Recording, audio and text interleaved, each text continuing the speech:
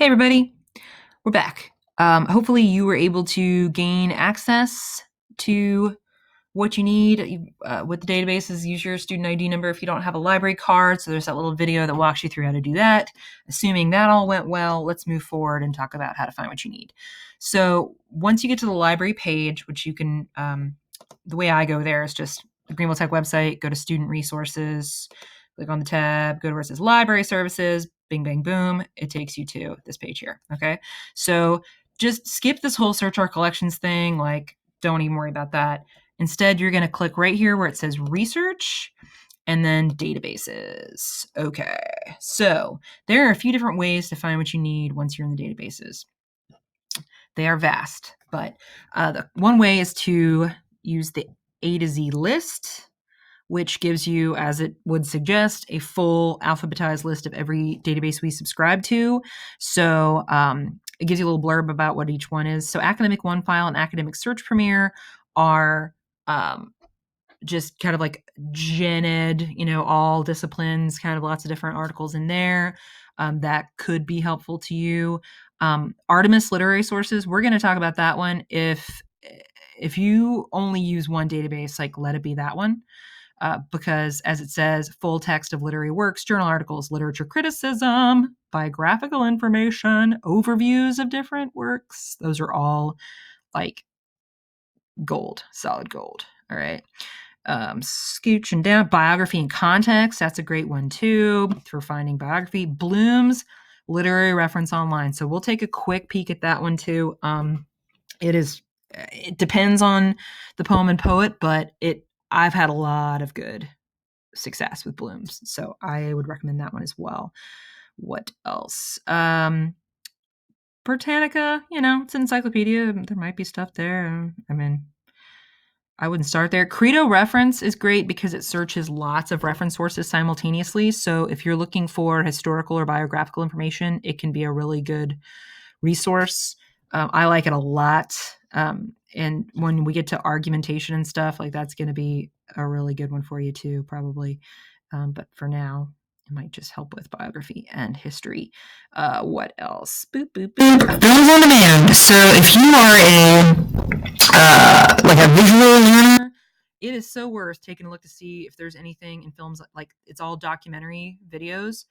If you look up your poet in Films on Demand, there very well could be some documentary information, like films in there, and they break it up into segments, so you don't even have to watch the whole movie. It's great. I love Films on Demand. Like love, love, love it. What else could be helpful to you? So we've got some history databases too. History Reference Center's fine, but JSTOR, that can be a good place to find literature articles. That's when I was in college and grad school, like that was JSTOR was our jam. But these days, I'm not sure if it's the best. Literature Criticism Online is great. If you this is a great place to possibly find stuff on your poem or poet or both. Literature Resource Center, that's pretty much the same thing as the Artemis thing we looked up at earlier, but we're actually gonna go into that one because I want to show you how to do searches inside. Boop, boop, boop. Moving on down. Making robot noises. Boop, boop, boop. Okay.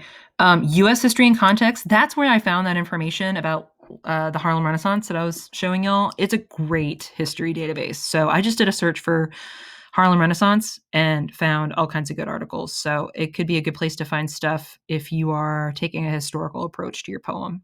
Okay, great place for that. So A to Z list, great way to find what you're looking for. Or our other options are, let's go back to the main page here.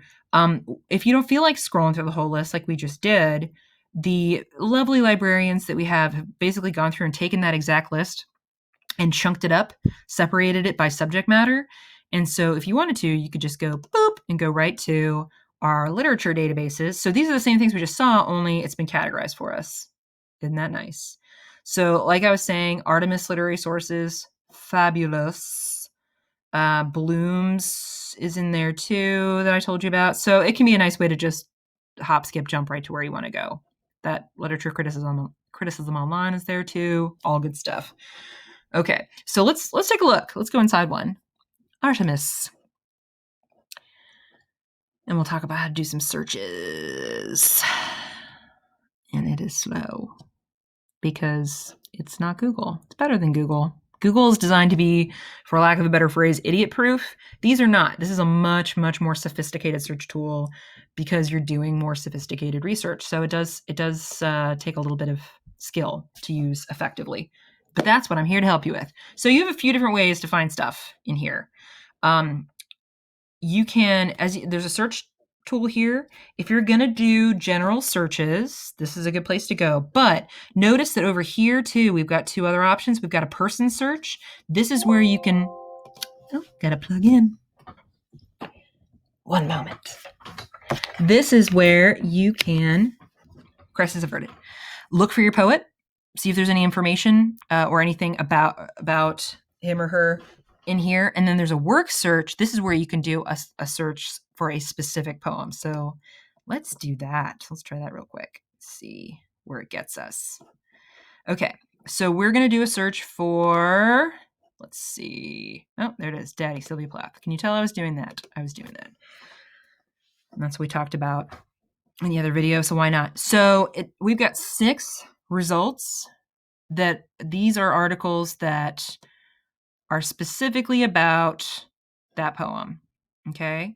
So it breaks it down for us. 1 literature criticism, 1 biography, 3 topic and work overviews. So this is what I was talking about in the other video, where you can find, sometimes if you're lucky, articles that are specifically about that poem and go through like stanza by stanza or line by line. Like I said, not all poems on our list are going to have that. Please don't let that be the deciding factor for you, because you can still do an excellent job on this assignment without having these. It's just, sometimes you get lucky.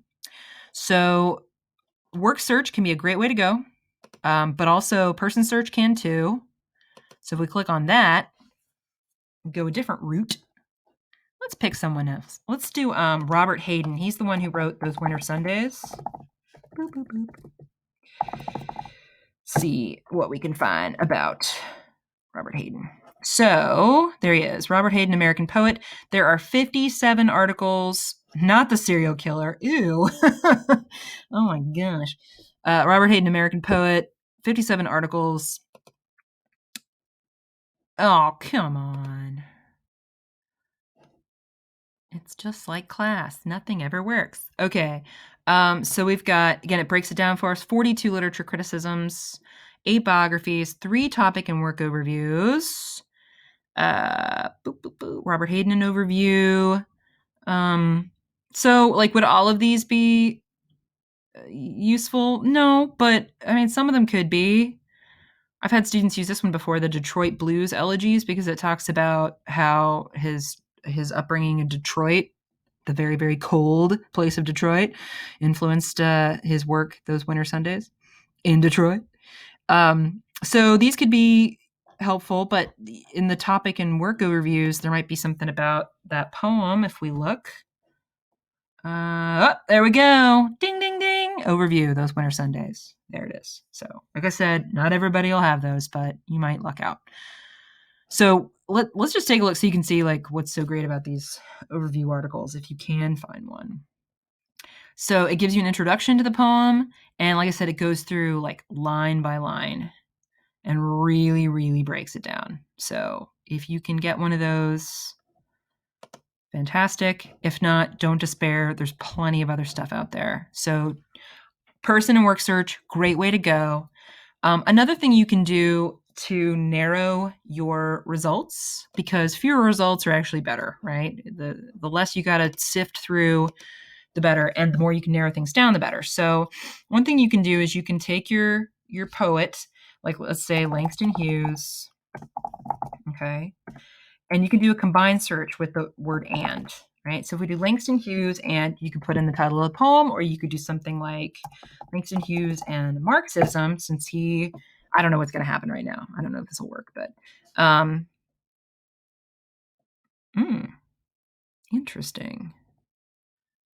I don't know if this, okay.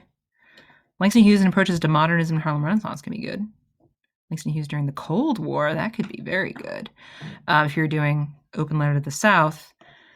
Yeah, I mean, you can just try different things, or you could put in a poetic term, like if you wanted to find stuff specifically about, let's say you're doing Theodore Roethke's poem. Theodore helps if you spell correctly.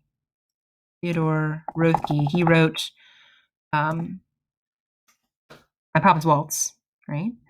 If you did Theodore Roethke and let's say symbolism, you might be able to find what it'll do. It'll only pull up articles that mention the words Theodore Roethke and the word symbolism.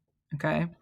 So we actually got quite a few results. Again, not all of them might be helpful, but some of them might. And there might be a article or two written just about that particular poem. But one thing too you can do once you get into an article, let's say you go in here and you look, like open it up. Okay. What you can do once you get in there. Oh no, maybe not with this. So this is where they, well, I don't know, maybe. If you do a control F search, let's see if we can find the word symbolism. So it highlighted when I used it, but this is not a good example of what I'm talking about. Let's find a different one. I mean, those are good. The poetry criticism articles are great, but that's not really what I wanted to show you. Okay, so this would be a better one. So if I do a control F search within this article, I can look for the word symbolism. So what it'll do is it'll highlight every time the word is used in the article. So that can be a real time saver if you're looking for particular, poetic terms. So yeah, highly recommend the Gale Literature Resource Center. It's a great place to find lots of good stuff. Another one, like I was saying, Bloom's is pretty great. Let's take a look at that real quick. Boop, boop. Let's look for let's try a harder one. Let's see. Lucille Clifton, who wrote Forgiving My Father. So we've got some articles about her in here, a number of different ones. We've got criticisms as well. A view of the works of Lucille Clifton, the writings of Lucille Clifton, Changing Voice for Changing Times. So yeah, some of these could be useful. Who knows? Okay, so best thing to do is just to kind of get in, play around a little bit, look at the different things, see what you can find. One last way to do your searches, and then we'll talk about how you're going to approach this quiz, database quiz. Okay. So one other way you can look for what you need, and I save this for last because I really feel like it should be a last resort for students. That's what I like to call the nuclear option. Don't start with it. Okay. You can do a quick search. Okay. So what the quick search does is when you put in your terms, oh, sorry, that's from another class, my one-on-one class, nothing to do with us. Say we put in, Sylvia Plath. It's easy. If we do, what'll happen when I hit the search button is it will kind of slowly, honestly, look through every EBSCOhost database that we have. So maybe you noticed when we were going through that A to Z list that some of the, all right, well, that's swirling. If we go to the A to Z list again, hold on.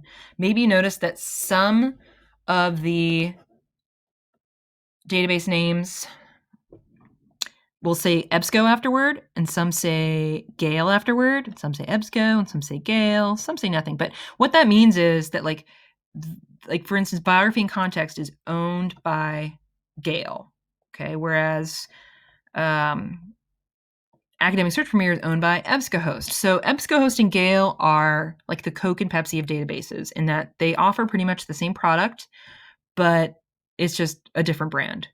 And they also are like Coke and Pepsi in that they kind of own everybody else. So, for instance, PepsiCo owns a bunch of other smaller companies like Taco Bell and KFC and Pizza Hut. And that's why you can only get Pepsi products at one of those restaurants. Mind blown. Okay. So EBSCOhost owns a bunch of smaller, more subject-specific databases. So does Gale. So the reason I'm pointing this out is so that you can understand what's happening when you do a power search. So if I do an EBSCO power search, it's only showing me results from Gale EBSCO databases. Sorry, Gale power search only showing me Gale results.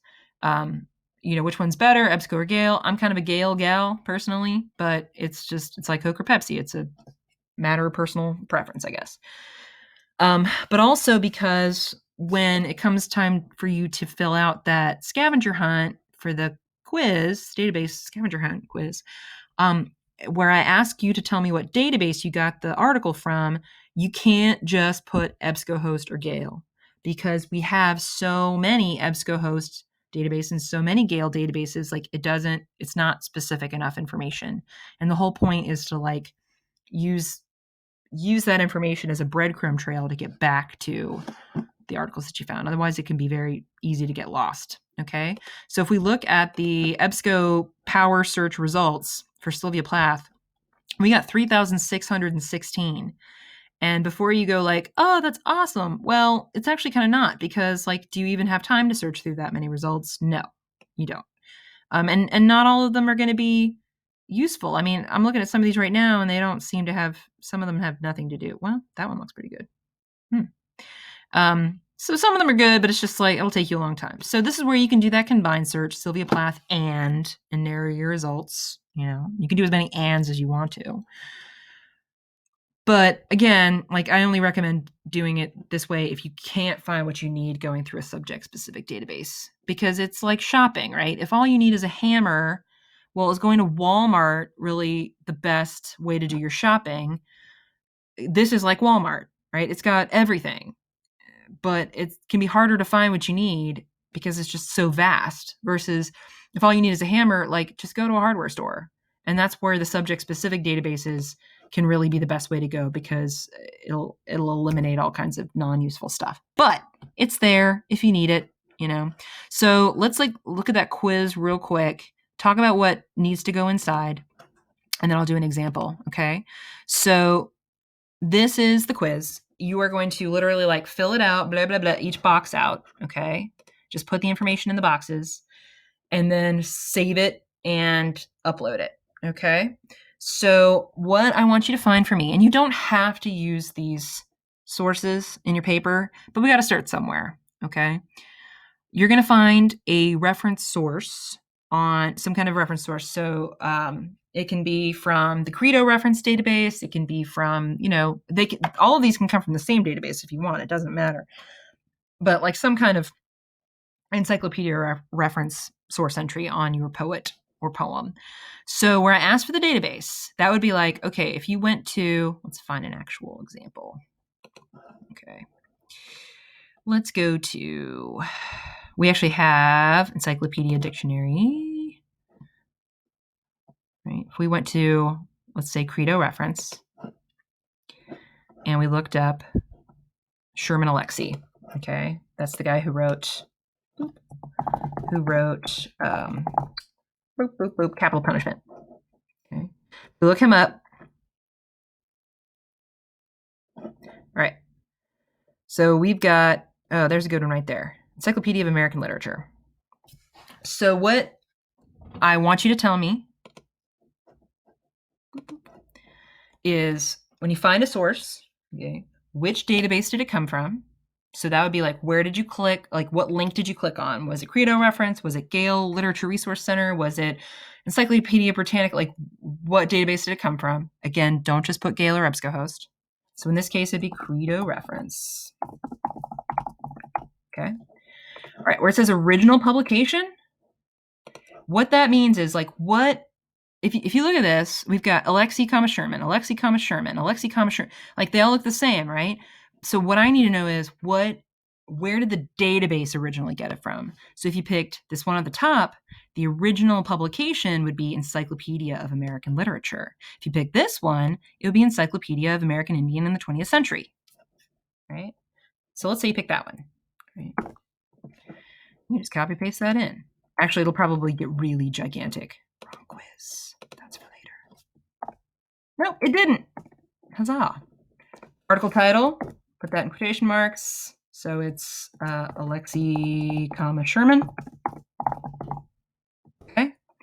And then if there is an author name given, which they won't always be, but if you do have an author name given, that you'll put it in that last box. If not, you can put NA. So the best way to check and just make sure that you don't have one or do have one, there's Sherman Alexie. Okay, blah, blah, blah, blah, blah. Notice if you come down here at the bottom, so this is another great thing about the databases, y'all. It's so great. Make sure you click on the button that says MLA. If you come down here to the bottom, it will basically give you all of the things to put in the boxes. Okay, so we do have author names. They're always right at the beginning. If there are no humans named at the beginning of the entry, that means there are no authors. Don't put an editor, okay, because nobody cares who the editor is, and they don't actually write anything. They just put it together. Okay, so don't put an editor in there. So in this case, we've got 2. There we go. Boom, I did it. So notice though that like all the answers to the questions are right here. We've got the database, Credo reference. We've got the original publication, Encyclopedia of American Indian in the 20th Century. So like, look, it goes backwards from database, original publication, article title, and then author name or names. And if there are no authors named, then leave that. You just put NA for no author there. Okay. So you're going to do that for, again, you don't have to use these articles in your paper, but it'd be nice if you did. It'd save you some time. Got to start somewhere, right? So you're going to do the same thing again, but you're going to go find some academic scholarly journal articles. So they could be criticisms or whatever on your poet and or poem. Do the same thing. These can all come from different databases, or they can all come. You might luck out, get everything you need in like the Artemis Gale one. That's fine, and they could say the same thing in each box. So put the database where it came from. You put the original publication. So that's like the original journal or the original encyclopedia or the original magazine or newspaper or whatever, right? You put the title of the article, put the author name if given, if not, put NA. And then I'll give extra credit now I can't guarantee that you'll be able to find something. That's why it's not required. It's just extra. But if you want to go and if you can find an audio or video source on your chosen poet or poem, just tell me what database you got it from and tell me the video title. Maybe Films on Demand will have one, or a lot of the Gale databases have like multimedia stuff, like documentary films in there too, or podcast episodes or whatever. If you can find something, I'll give you a bonus. If you can't, it's okay. Like you don't lose anything. You just don't get anything either. So fill this out and then you save it to your little old computer and then you upload it to Blackboard, and that's your quiz. So this is what we would have done in class, only you would have been writing it on a physical piece of paper instead of filling it out electronically. If you have questions about it, we can address those in the Collaborate session, or you can email me. Okay. So I hope that helped. I don't think there's anything else right now I need to tell you about the databases, and happy hunting for what you need, and just don't give up if things are challenging. Before you cut and run, contact me, and if you're having trouble finding what you need, I will help. Okay. But I know you can do this. Many have before you and many will again. All right. Take care. Wash your hands. Don't touch your face. Bye.